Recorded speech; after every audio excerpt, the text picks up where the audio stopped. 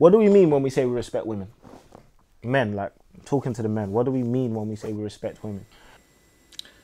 So, obviously I've been around black women my whole life.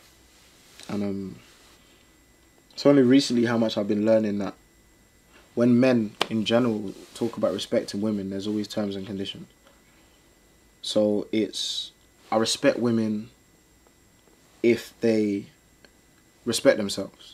I respect women if they look after their family or friends. I respect women if they got their head screwed on and they're not in the club every day. I respect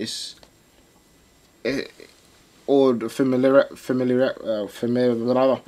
familiarity rule, which is, of course I respect women. I've got a mum and a sister who are that close to you that's not necessarily you respecting women. That's you respecting people that are taking care of you and that you have an obligation to take care of, and your lady friends also. So a lot of times I think as men we don't understand that we don't actually respect women. We respect individual women. We respect people that fall in line with our ideology of how a woman should behave or how a woman should act. I was always reminded of my potential. I was always reminded of my potential. As a man, obviously there's a whole different conversation when you get into race, but as a man I was always reminded of my potential in the way people would address me. Whereas a lot of times women are labelled based on what they've done, whereas men were labelled on what we could do. I was saying in another video that from a young age, I was always called a young king. In fact, I was called a young king more when I was involved in negative actions. Because as a man, I have a privilege that means people judge me based on my potential rather than what I've experienced or what I've done. So it'll always be, you're still a young king, you're still a young king. Whereas the culture with women is to judge them based on what they've done. They get soiled, isn't it, in a way? 100%. So women, to be called a queen, there's terms and conditions. She's a young queen because she works hard. She's a young queen because she's a mother. She's a young queen because she knows where she wants to be. She's a young queen because she can cook well or she's got this graft or whatever. There's no terms and conditions for being a king. There's none. You're a young king because you're a man. Simple as. Well, you had a story of you were on crack, you're still a young king and you can be whatever you want to be. You sold drugs, you're still a young king and you can aspire to be whatever you want to be. The idea that women genuinely have to experience so many underlining sexist values from men on a day-to-day basis. And these are the things I address in the poem.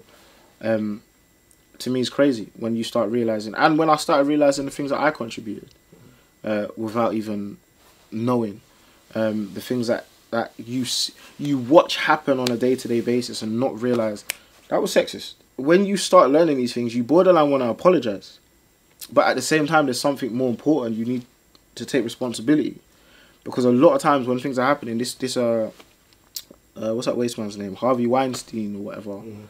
Like when that happened, a lot of the talk media-wise was they'd be interviewing women that aren't even in the film industry, and the first question would be, oh, what's your thoughts on Harvey Weinstein? Whereas the same news outlets and media outlets would get men that are in the film industry and not ask them a single question about him, because there's always been this responsibility on women to fix men rather than for men to address men. Because what you notice is the people that don't consciously or don't sexually harass women, or don't, I say consciously because I do believe there's a lot of men out there doing it that aren't, as crazy it sounds, aren't even aware. They, like, if you ask them, they say they wouldn't, but if you actually told them the behavioural patterns, then they'd understand that they actually do. The ones that don't do it consciously feel as if they do not need to get involved in the conversation because it's something neither they or their friends would do, which leaves it to either the men that do it or the women. Now, the problem is when you unlearn behavioural patterns, the worst thing you can do is not educate the people who haven't unlearned. So when I was sitting down with my ex, my brethrens and whatever, and they're telling me all these things, I'm looking at it like, I've learned all this stuff, but how do I stop other guys? And one thing that hit me was Conan, from Crept on Conan. I remember when he made robbing phones not cool. Like he in Don't Waste My Time, he was like, can I swear? Yeah. He was like, oh fuck, but it's probably still jacking phones. And like, I genuinely believe every single roadman that was robbing phones at the time was listening to that and went, Yeah, that's nice. oh shoot. And he doesn't realise that probably in that moment, Yeah, cool. he doesn't realise that probably in that moment, he discouraged a lot of men from robbing other men. Because you make something not cool anymore, you change the perception of it. So a lot of things that I want to address for the poem for like our black women specifically is is not just defending them, but like fighting for them against other men, and there's an appreciation poem for them as well. So they got two. This whole thing with Harvey Weinstein, the I don't know how to say his name. He's an idiot anyway. The guy that's been sexually harassing women and sexually assaulting them and all of these things in Hollywood. I found the reactions to it crazy. And the craziness I found wasn't in the people that were loud and like, oh my God, I can't believe this happened.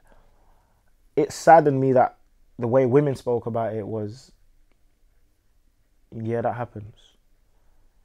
And it saddened me because that was a statement in itself that these behaviors in men in power, men not even in power, just men in general, is so consistent in the lives of women that it's not even a big deal.